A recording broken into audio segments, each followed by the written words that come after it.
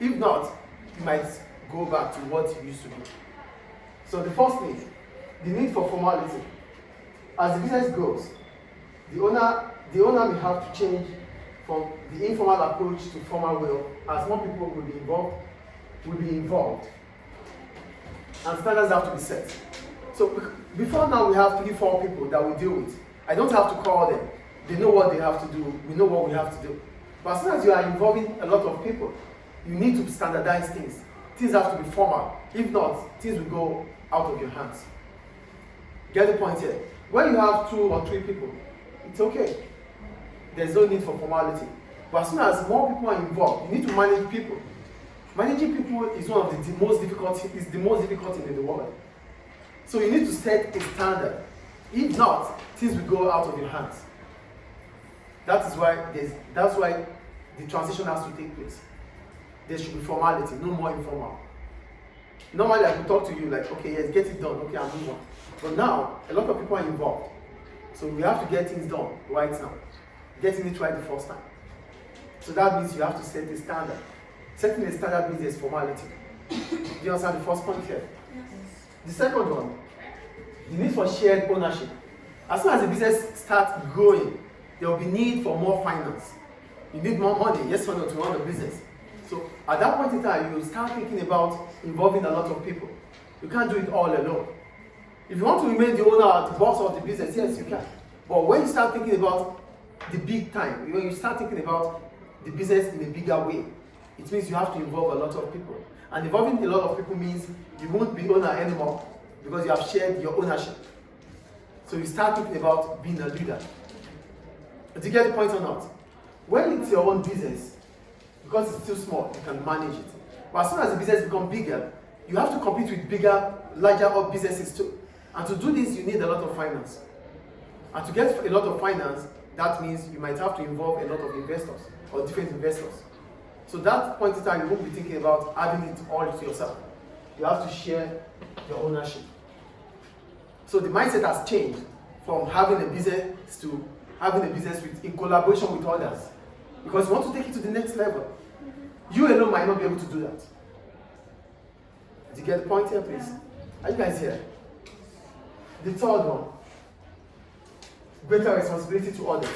When you have few numbers of workers that you are managing, it's fine. But when you have countless of workers, it means you need to focus on them. You need more time to understand them. You have to be more responsible. And that takes a lot of work to do.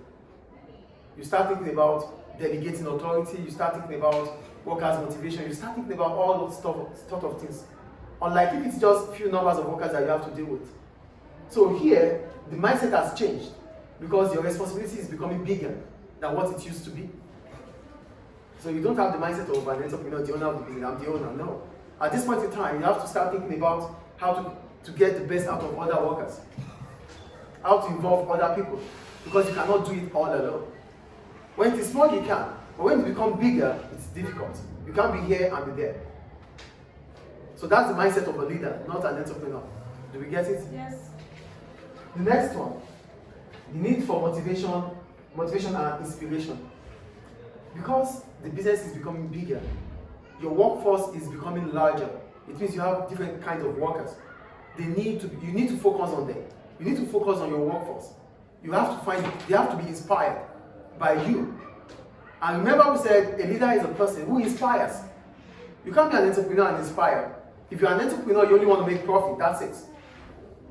But we said the leader is a person who tells us what to do, guides us on how to do it, to achieve a goal. So if it's about guiding us, that means we need inspiration from him too, or her. So the mindset has to change. Because now you have a lot of people looking up to you. Not just business as usual. As a result of that, you have to start finding inspiration. They need to get inspiration from you. And they need to be motivated. You have to start finding ways to satisfy their needs. That's the mindset of a leader, not an entrepreneur. Because the reward for an entrepreneur is to make profit. If you're an entrepreneur, the only thing you think about is profit. But here, you have to think about others. You have to think about stakeholders. You have more responsibilities. Do you get it, please?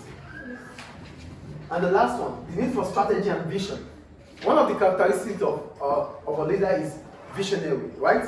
That means he or she must be able to understand where the business is at now and where the business is heading towards. So that is a leader.